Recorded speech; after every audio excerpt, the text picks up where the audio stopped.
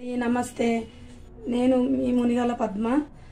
మేము మా సైడ్ అయితే ఇది తుమ్మికూర అంటారండి. వినాయకుడికి ఎంతో ఇష్టం. మేమైతే కంపల్సరీ ఇది నైవేద్యంగా పెడతాము, తుమ్మికూర పచ్చడి.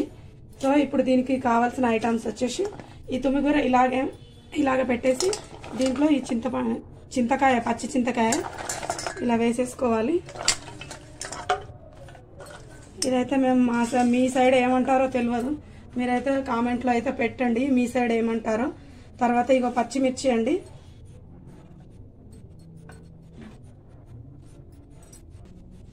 స్టవ్ అయితే వెలిగించేసాను. సో ఇక పొయ్యి మీద పెట్టేస్తున్నా. దీంట్లో ఒక 1 స్పూన్ ఆయిల్ వేద్దాము. 1 స్పూన్ ఆయిల్ కూడా వేస్తున్నా. ఇంత రుచికి సరిపడా సాల్ట్ అయితే వేస్తున్నా, అందాజగా వేసేస్తున్నా. తర్వాత చూసి మళ్ళీ వేసుకుందాము. ఇది కాసేపు ఉడకనిద్దాం. దీన్ని దగ్గరికి మగ్గిన తర్వాత దీనికి కావాల్సిన పదార్థాలు తాలింపుకి ఏమేమి వేయాలో మళ్ళీ చెప్తాను. చూడండి, ఇదో ఇలా ఉడికింది, మొత్తం దగ్గరకు వచ్చేసింది. దీన్ని ఇప్పుడు మనం మిక్సీ జార్లో వేసేసుకొని మిక్సీ పట్టేసుకుందాం. కొంచెం చల్లారనిద్దాం, చల్లారింది కూడా. దీన్ని ఇక మిక్సీ పట్టేసుకొని ఇలా మొత్తం మనం మిక్సీకి వేసుకొని మొత్తం మిక్సీ పట్టేసిన తర్వాత తాలింపుకు మళ్ళీ ఈలోపు మిక్సీ పట్టి ఈలోపు మిగిలింది తాలింపుకు రెడీ చేసుకుందాం. స్టవ్ వెలిగించి ప్యాన్ పెట్టాను, కొంచెం హీట్ అవ్వని.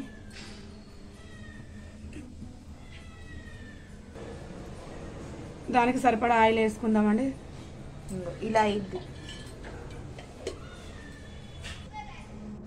1 టీ స్పూన్ జీలకర్ర, 1 టీ స్పూన్ ఆవాలు, వెల్లుల్లి రెమ్మలు 4,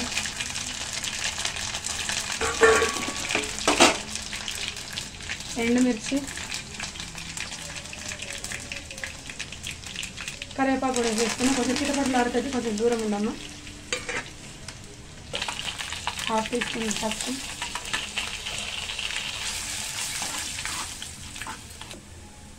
కొంచెం ఇంగువ కూడా వేస్తున్నానండి. తాలింపు ఇక తాలింపు కంప్లీట్ అయిందండి. దీంట్లో వేసేసుకుందాము.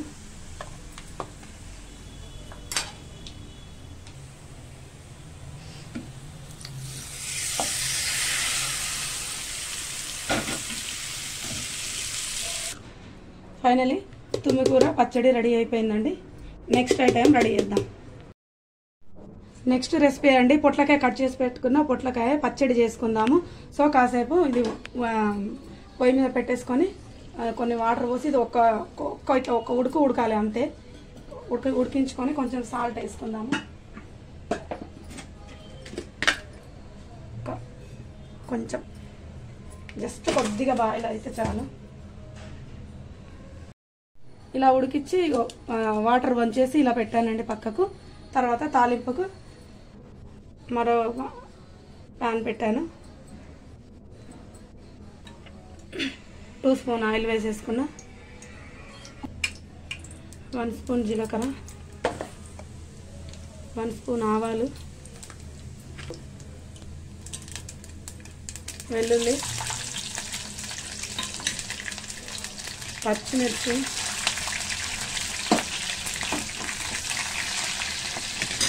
తర్వాత ఎండుమిర్చి కూడా వేసా 4.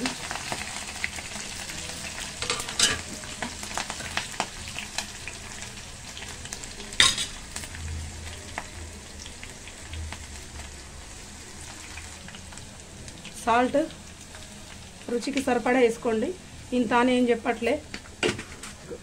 తర్వాత కరివేపాకు, 1/2 టీ స్పూన్ పసుపు, ఇందాక ఉడికించి పెట్టుకున్నాం కదండి ఇవి పొట్లకాయ, ఇవి కూడా ఇందులో వేసేద్దాం.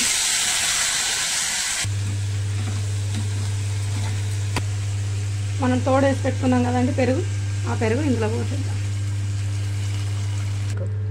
ఫైనలీ మన పొట్లకాయ పెరుగు పచ్చడి కంప్లీట్ అయిందండి. హాయ్ అండి, ఇది వినాయక చవితి స్పెషల్లో ఇది మెయిన్ ఇంగ్రీడియంట్ పాశం అండి. దేవుడికి ఎక్కిస్తాం. మా సైడ్ అయితే పాశం అని అంటాము, మీ సైడ్ మరి ఏమంటారో తెలియదు, కామెంట్లో చెప్పండి ప్రతి ఒక్కరు. ఇలా గోధుమ పిండితోటి తాలికలు తాల్చి పెట్టుకోవాలి. తాలికలు అండ్ ఇక ఉండ్రాళ్ళు కూడా ఇలా చేస్తాం మేము. చేసి ఇక పైన ఇక్కడ ఎసరు పెట్టుకున్నాను చూడండి. తర్వాత ఈ ఎసట్లో ఇవి వేసేద్దాం. ఎసరు వచ్చేసింది.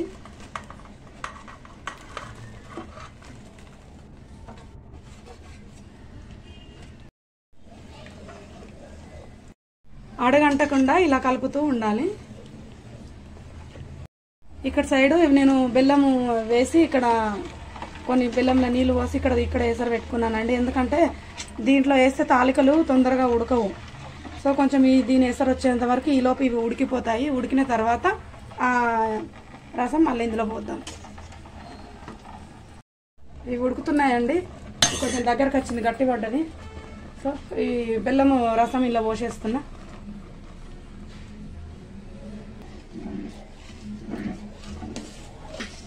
ఇంకాసేపు ఉడకనిద్దాము. తాలికలు అయితే ఇక ఉడికినాయండి, ఉడుకుతూనే ఉన్నాయి. సో మళ్ళీ తర్వాత ఇది ఇలా ఉండగా ఇక కొంచెం మళ్ళీ ఇంకొంచెం గోధుమ పిండి తీసుకోవాలి. తీసుకొని ఇలా కలిపి దీంట్లో పోయాలండి. మళ్ళీ తాలింపు పెట్టాలి. ఫైనలీ మన పాయసం అయితే రెడీ అయిపోయిందండి.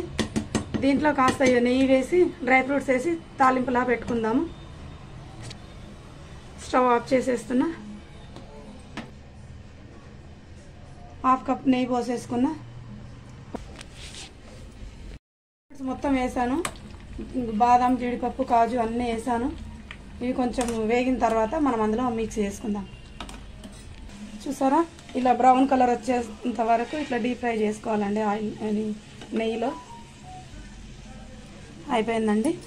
నెయ్యిలో వేసిన ఇవి మంచి బ్రౌన్ కలర్ మంచి వచ్చినాయి చూడండి. గోల్డెన్ కలర్లో ఇలా రావాలి. సో తర్వాత ఇలా పోసేసేయాలి. బౌల్ చిన్నగా ఉంది. ఫైనలీ మన పాయసం అయితే రెడీ అయిపోయిందండి. చూసారా ఎంత బాగుందో. చూస్తుంటే నోరూరట్లా తినాలనిపిస్తుంది కదా. ఓకే అండి, మా ఛానల్ లైక్ చేయండి, షేర్ చేయండి అండ్ సబ్స్క్రైబ్ చేయండి. పక్కనున్న బెల్ బటన్ మాత్రం కొట్టడం మర్చిపోకండి. బాయ్ అండి.